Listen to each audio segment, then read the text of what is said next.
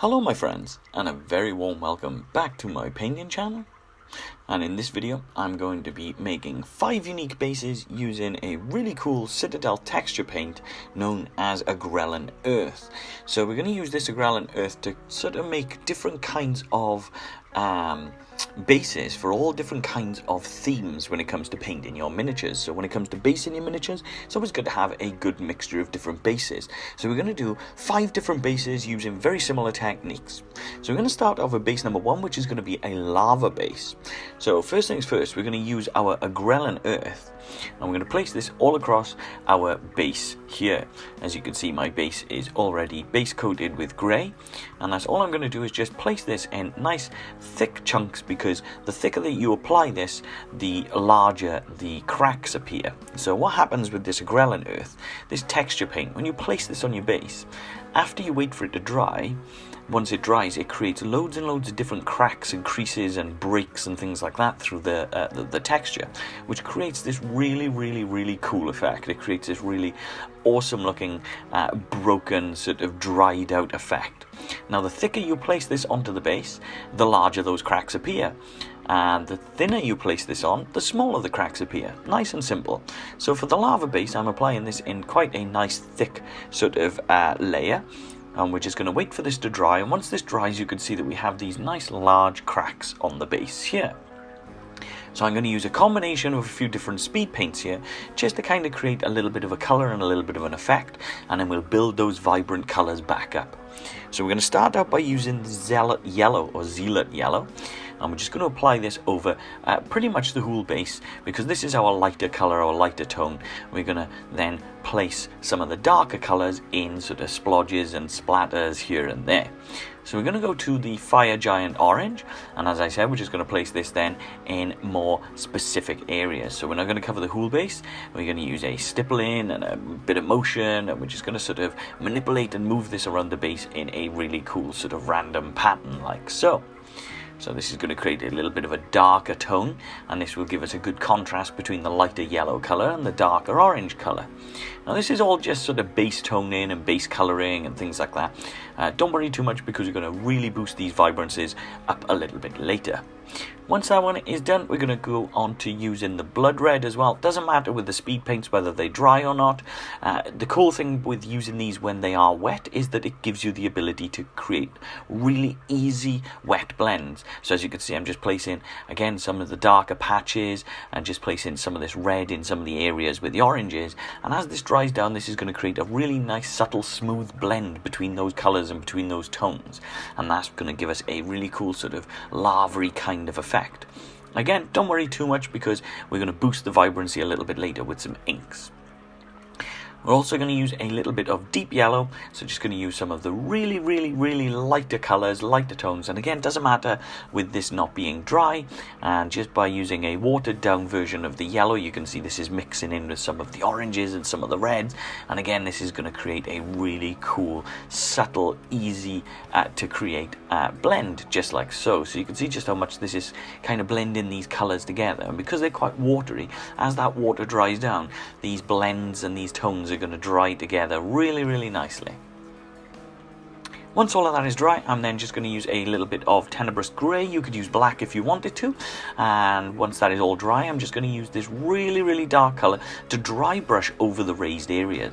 So I'm going to dry brush this in to create a sort of like a rocky or a scratchy kind of burnt out area. So this is going to create that kind of lava effect where we've got this really dark black, dark grey ash sort of colour, and then as you can see, we can kind of see areas then where the colours underneath, the colours that we pre-based the model, are going to show through, and we're going to use those colours then to sort of build up that vibrancy, as I said earlier.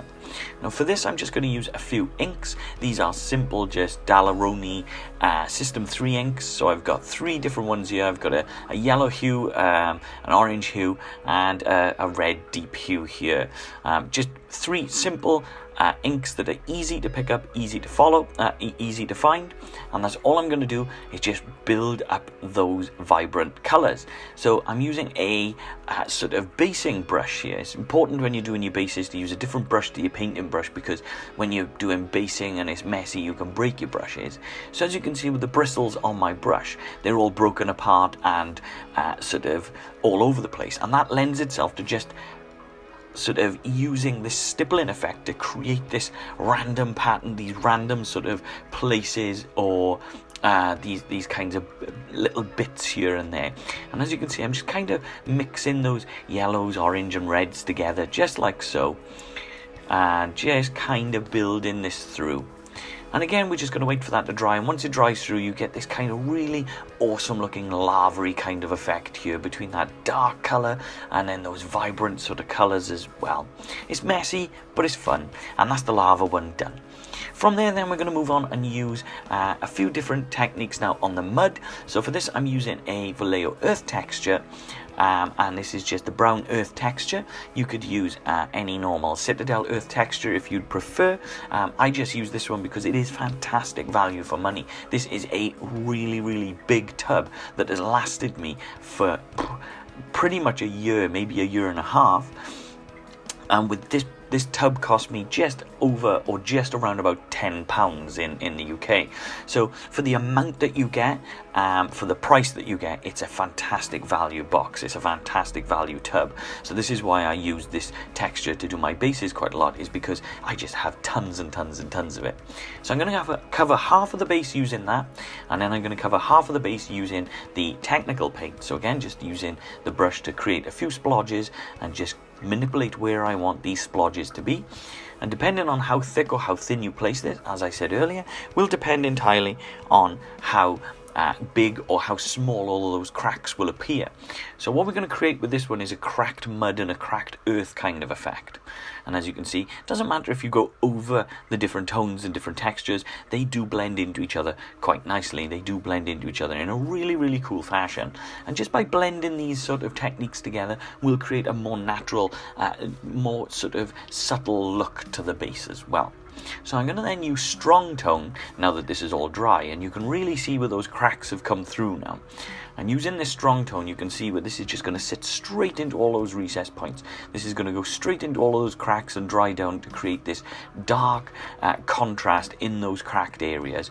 But I'm painting this across the whole base because, as I said, we want these colours to sort of join together and combine and become this sort of subtle, muddy kind of effect. So I'm covering the whole base using the same technique, so just using the same color, and this is going to tie those bits of mud together just like so, and it's going to create this really, really cool sort of cracked earth effect, and we're going to add a few little sprigs of things here and there just to bring it to life a little.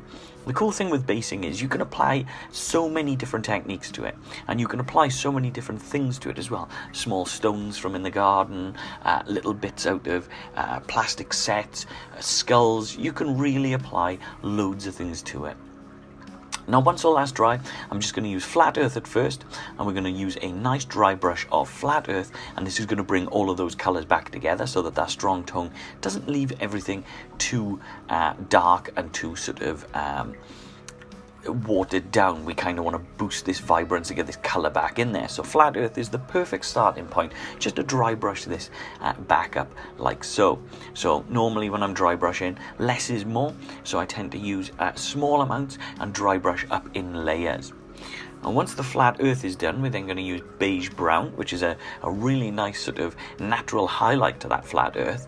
And using the same technique as I was just saying, that less is more idea, we're just going to gently, lightly dry brush this up. And if needs be, then we can add more than one layer or more than two layers, depending on how we go. So less is more is always a good way to go. Once that's done, I'm going to mix beige brown and bone white, half and half, so 50% of each, one blob of each. And again, using the less is more, we're gently going to build up that highlight and that vibrant dry brush on top. And again, if I think I need more, I can always add another layer. It's always easier to add an extra layer than it is to try to remove it if you make a mistake and apply too much. So whereas I was saying you can apply loads of cool little things, I have this little plant here that is from an aquarium. And these little sprigs that stick out from it, that's all I'm going to do is chop a few of those sprigs off, and then we're going to glue them onto the base. Now these are plastic because they're from an aquarium. So these will last for a very long time on the base, and they will look really, really good. What I'm also going to do is use this WWG fine sand. I'm not going to use the sand, but this sand does come with some really cool little stones in there. So I'm going to use the stones in the majority of the bases that we use, and I'm going to apply these stones onto the base using a small bit of super glue, just like so. So I'm just going to place 1 or 2 little blobs of the super glue down, and then we're going to place the stones just in here. And these small stones are really going to bring it to life because these are natural, real stones. And then using these little aquarium plants, we're really going to get this sort of nice kind of texture, this nice sort of more greenery and more life out of the base. It's not just going to be a flat earth base. We're going to get a little bit more sort of character and a little bit more of a style out of this as well. So just applying another blob of the super glue, and then I'm just going to use the very end of these little plants, and I'm going to manipulate those just into the super glue like so. And the cool thing is, by using these stones and then adding the plants in between, this is really going to strengthen up through the super glue. You'll be able to get these to really strengthen and glue together and stick really, really hard. So these aren't going to come apart or fall apart anytime soon. That super glue is going to dry down and give us a really good seal between those stones, just like so. You can see where I'm placing these little sprigs as well here. Now, if you're a little bit dubious, you could always add a very, very small amount of sort of sand, if you like. That will really tie it together and strengthen it up. But for me, I'm more than happy with the way that it is. So I'm just adding 3 stones. So I've added just an extra stone just across the back, just to help those leaves stay standing up so that they don't get pushed down or moved about too much. And then it's just a case of waiting for it to dry. It's always important to make sure to wait for it to dry. I always tend to get a little bit too excited when I build things, and I always forget to wait for things to dry, and then I tend to have to move and manipulate and re-glue bits back down. So give yourself just a little bit of time to allow things to dry. From there, I'm just going to add a little bit of meadow moss. This is one of my favorites as well. This meadow moss is a fantastic little sort of round. It's got a lot of cool little spongy bits to it, the little greenery, the little red bits and things like that. This is a really, really good one. This is from Gale Force 9, and it's a lovely, lovely little mossy colour. And there you go. We have cracked earth with a little bit of vegetation, a little bit of life, something from in the aquarium, and it looks fantastic. So that was base number 2. Moving on to base number 3, we're going to create a desert kind of base. So I'm going to start by basing the base. So there's a lot of base in there. We're going to start by covering the base in a khaki colour. And we're just going to make sure that we just cover all of the base in this nice even tone. And this is just so that when our agrellan earth sort of cracks, it doesn't leave any of the grey from the base underneath. This is just creating a nice colour underneath. So it gives us something that we can work with and we can work on.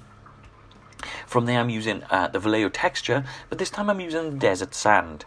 And that's just to tie these colours together in the same way as we did with the mud. This time we're going to make a little bit of a different, more random pattern. So this is going to create a little bit more of an interesting look and an interesting feel to the base. And this way we're going to give ourselves something completely different to look at, so that it's not just half of one colour, half of another. We're going to kind of make this into a little bit more of an interesting kind of feel. So again, you can see I'm using my basing brush. Again, that's very important because you don't want to ruin your good brushes by using all of these textures and all of these different things.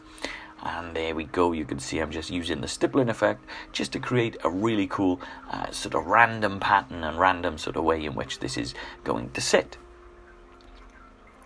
So the cool thing by doing this is you could be completely free to do and make these however you like.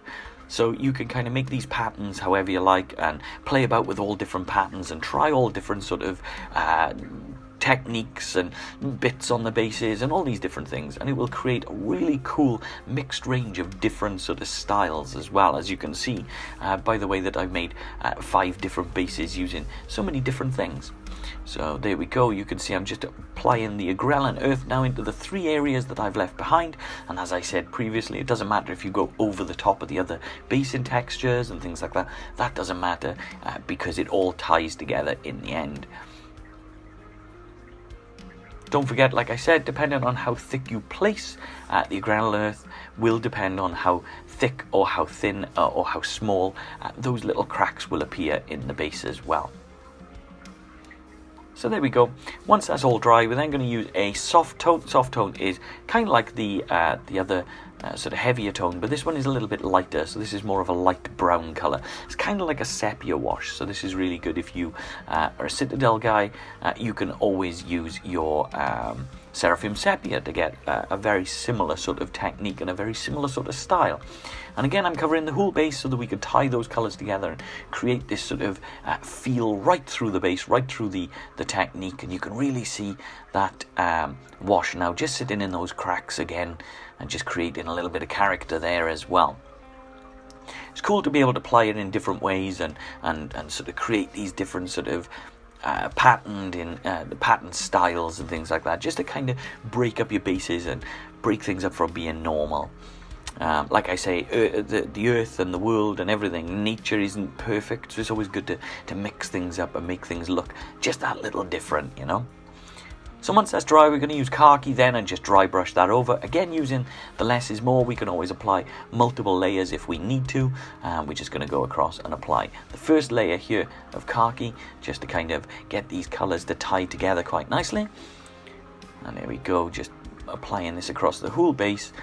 The dry brushing effect really does work fantastically well on this Agrellan Earth. Agrellan Earth leaving these cracks gives you the perfect opportunity to dry brush and highlight in such a quick and easy way. Once that's done, then I'm just going to use a little bit of light earth from the AK Interactive. If you don't have this, you can always just use the khaki and bone white. So just combine the two of them together to create a nice highlight. Again, it's always good to start off with one stop of each. So giving yourself one blob of khaki and one blob of bone white. And then you could always use one blob of khaki and 2 blobs of bone white as you go if you wanted to highlight further. Once that's done, I'm going to use vampiric flesh. Again, like I said, you could always combine the khaki and bone white together to create the highlights if you need to. This is just a simple way of me just building this up nice and quickly, nice and evenly. And there you go, you can see this starting to really take shape and start to really boost those contrasts and boost those highlights and get those colors. And you can really see this sort of desert sand kind of effect starting to really show through. Like I say, it's cool because you can sort of apply so many different things to the bases. And once you get to this stage, literally the world is your oyster, as they say. You can really apply loads and loads and loads of different things. So I'm going to use glue now, and I'm going to go back to this is just super glue, and I'm going to go back to my desert sand box, and I'm just going to pick up a couple of stones first. So I was showing you a few of the little stones that are in the box in the previous video, and I'm just going to apply a couple of these very small stones to the base just to create a little bit of character, and then I'm going to apply some sand over the area as well, just to kind of build up and create that real desert sort of style, that real desert look to it. And again, like I say, the cool thing with basing is you can use so many different natural bits. You can use natural real stones, real sand, you know, all these different things. Real plants tend to be a little bit more difficult because plants will in turn, over time, they will rot and they will degrade. So if you're using real plants, they tend not to hold their life very well, so I don't tend to base with real plants for that reason.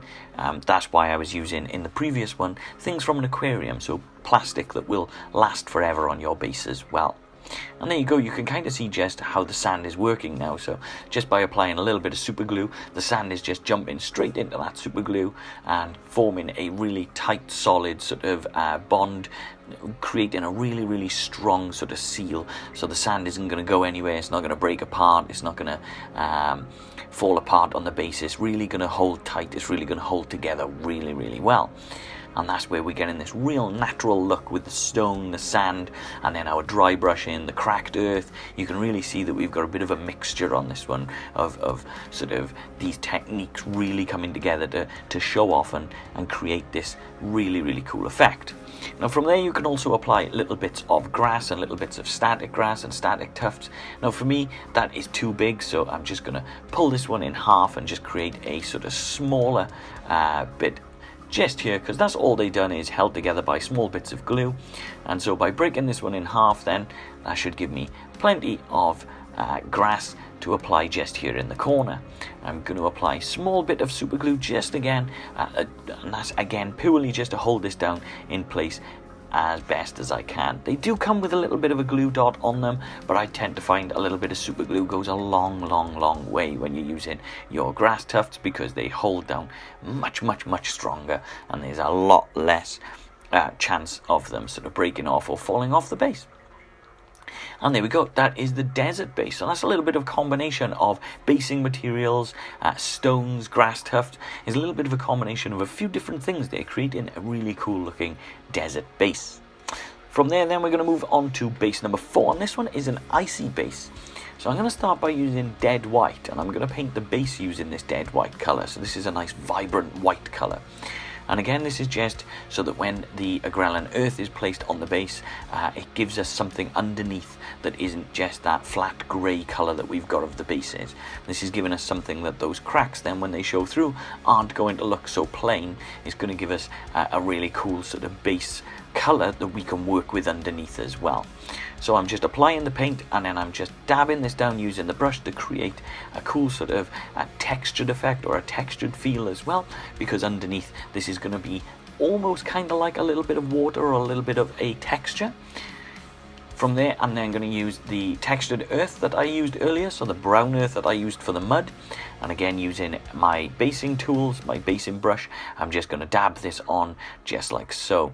By dabbing this on, this creates a really cool random pattern as well to the application of the mud, so that creates a really good looking sort of muddy effect as well.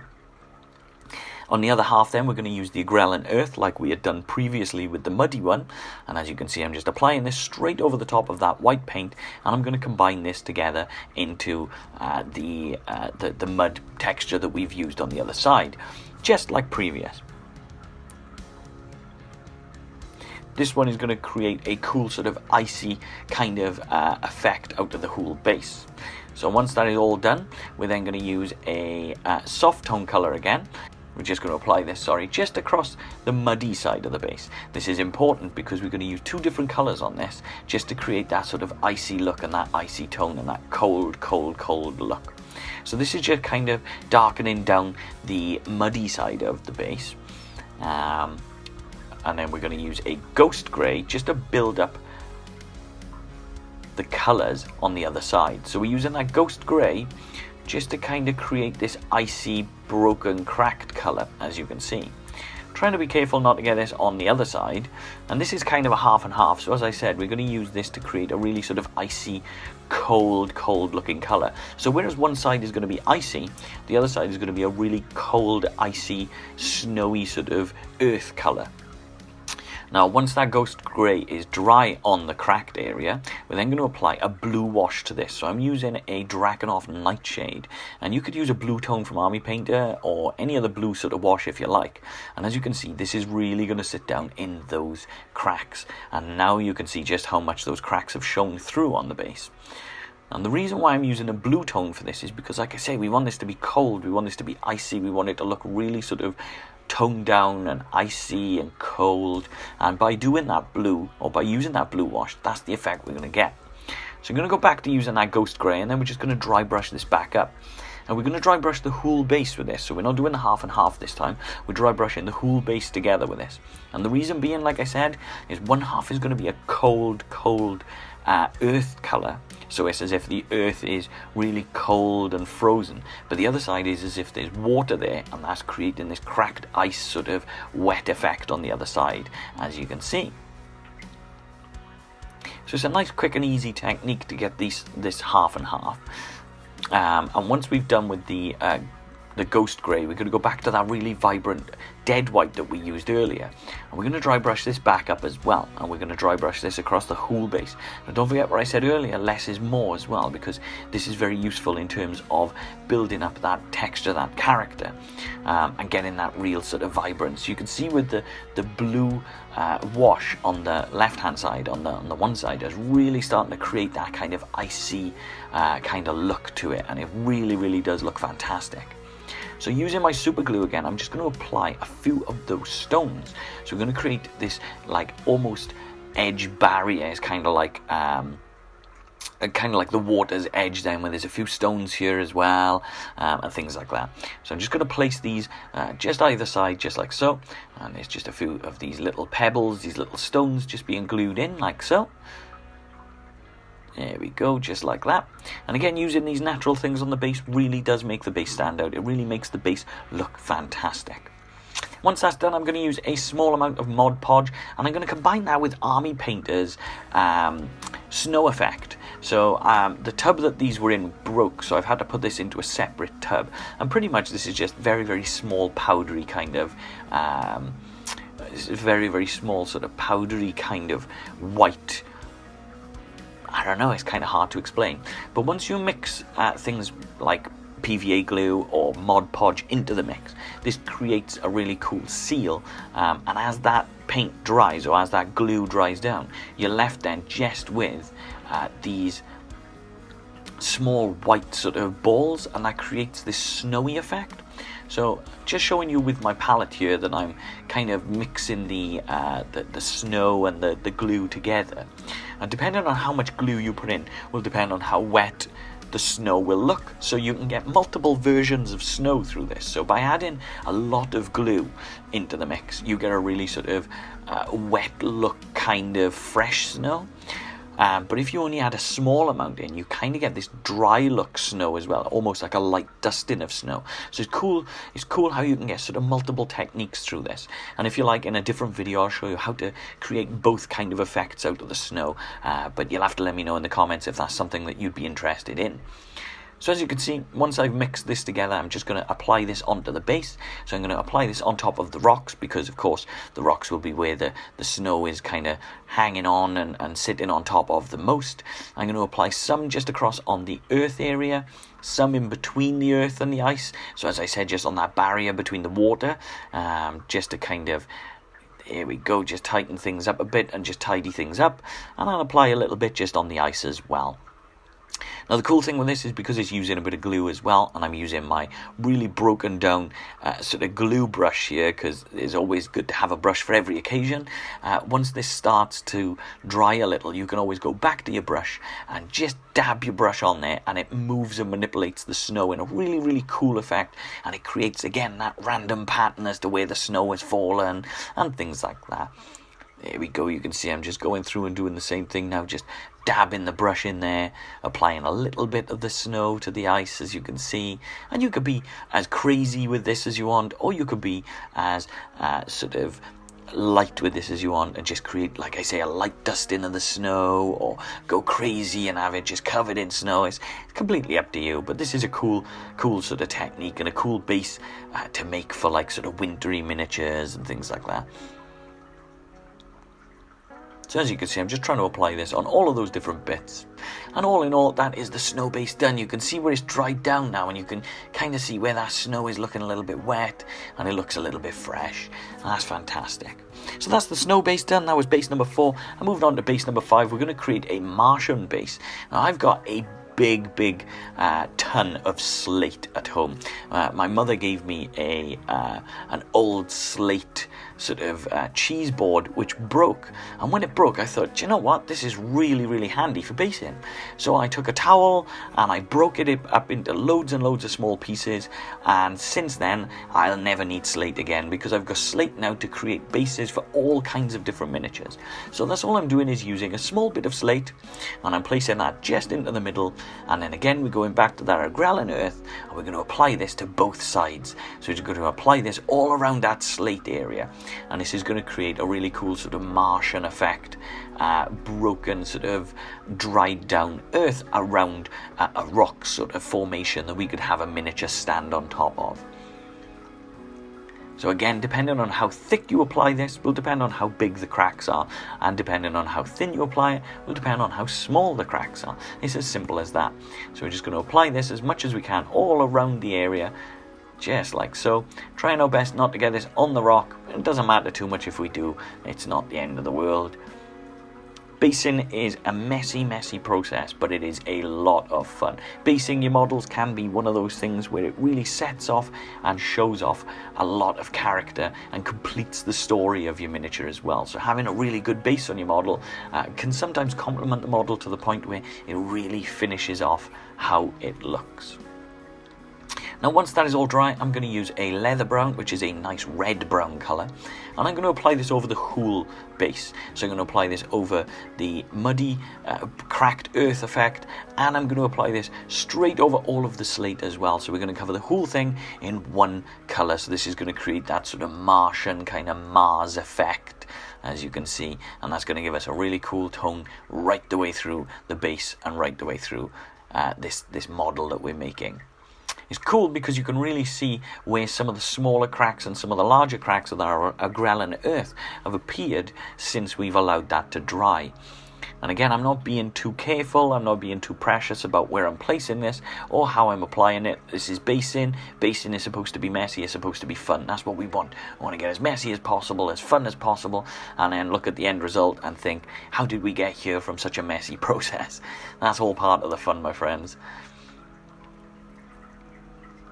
And there we go, just applying this as much as we can all around the base, covering the whole thing and creating this sort of red Martian colour, this red Martian tone, just like so. Once that's done, I'm going to use a light tone for this one. Now a light tone is a little bit of what it says on the tin. It is a light tone, but it's actually quite an orange colour. So this tone has a really cool orange tinge to it, meaning this would be really good if you are a Citadel user and you don't have light tone. You could use the Fungan orange wash, and that would apply a very similar sort of effect to your base. Pretty much that's all we're doing is getting a nice sort of orange tone and a really sort of vibrant orange colour. Couldn't even say orange for a second. Orange colour right through our base, and that's going to tie all of our colours together and give us a little bit of depth to it as well. Once that's dry, we're going to go to the red leather again, and then we're just going to dry brush the red leather back across the top. It is important to make sure to wait for your base to dry. As you can see, I've got a little bit of a wet splodge just here. Again, like I say, I get too excited to show you guys these techniques. When I build these videos and I paint these models, I get a bit excited, and I just want to go for it and show you as quick as possible, just to kind of give you guys an idea as to how I make these things. But make sure to let your bases dry and your paints dry. Once that's done, I'm going to use orange brown as well, and I'm going to dry brush that across the top. And again, with the dry brushing, less is more, so you can build this up in layers and in stages, and we can do this in as many layers as we need, or as many layers as we want, and we can do this nice and simply, just nice and gently with the dry brushing, and bit by bit by bit build those layers up. Like I say, patience and things like that. Try to enjoy building those colours and seeing your base and your models sort of really grow in front of you and really change in front of you. Once that's done, I'm going to use the orange, brown and bone white together, and I'm going to put a blob of each together, and this is going to give me a nice highlight layer, and this is going to give me a nice highlight to the stone. And there we go, that highlight layer, look at that, straight away makes an effect, makes an impact. It will dry down a little darker than it looks, so don't worry too much if it looks a little bit too bright to begin with, because it will dry down just a little bit darker, and all those colours and tones are really going to show through and blend through in a really, really nice way. I'm just using the dry brush just to go around the edges, trying not to get this highlight layer into the underneath of the rock. I want the darker areas of the rock to really show through as well, to create that contrast between the light and dark. And then if you really want to, you can always add an optional layer, which is just a little bit of a light pastel peach. And again, less is more with this one. This is a very extreme highlight. This is something that I'm just adding a little bit on top. And this pastel peach is a very light color, and this will create a really cool just edge highlight, if you like. So just a finishing touch highlight just across here. So that's a really cool looking Martian base. We've got that really good highlight, we've got that really good darkness to it as well. And what I'm also going to do, I'm just going to use a little bit of a pigment. This is a weathering effect, so this is a weathering set, which I've looked at and shown you guys previously in a different video. And that's all I'm doing. This is a weathering powder, as I'm using the dark sort of red rust color, and I'm just going to apply by placing a bit of this on the miniature, and I'm just going to dab this in, and this is going to create a really cool sort of underlying red tone, this sort of dusty effect, this Martian kind of dust on the miniature as well. As you can see, this is really creating a really cool sort of tone, a really cool sort of dusty kind of color, as if on this Martian planet we've got a lot of dust and debris blowing around, and it's creating this really nice color, just like so. Now if you do apply a little bit too much, as you can see on the one side, maybe I've applied a little bit too much. The cool thing with weathering powders, that's all you need is a small amount of water on your brush, and you can manipulate and move and remove this weathering powder very quickly and very easily. So don't worry too much if you apply a little bit too much. It's very quick and easy to fix. The reason why I'm taking the base away from the camera is because I'm just blowing the excess powder just off. And as you can see, I'm just going to apply a little bit of water now, just to remove a little bit of the excess just around that area, and just trying to manipulate it a little bit more so that I haven't just got one big area that's just completely covered in this powder. So I'm just dabbing and a little bit of water just to kind of blend it a little bit, blur it together, so that we get this bit more of a natural color and natural tone. And then from there, if you want, you can always add a small grass tuft. Now, I said that this is a Martian base, so we go in with the idea that it's a little bit more space marine, and it's a kind of like an alien world and things like that. A friend of mine did say, if this is supposed to be like Mars, there's no vegetation on Mars, which I completely agree. But this is just the rule of cool, my friends. Sometimes it's cool to have a grass tuft on your base. Whether it belongs there or not, it still looks fantastic, and it will still set off the base and break up all of that single tone monotone color as well. So just like so. And there we go. All in all, that is our number 5. That is our Martian base completed and done. And it looks really cool. Like I say, that would suit Space Marines down to the ground. And there you go. That is our 5 bases, all complete. I will put a timestamp in each one so that you can view which one you prefer and which one you want to know.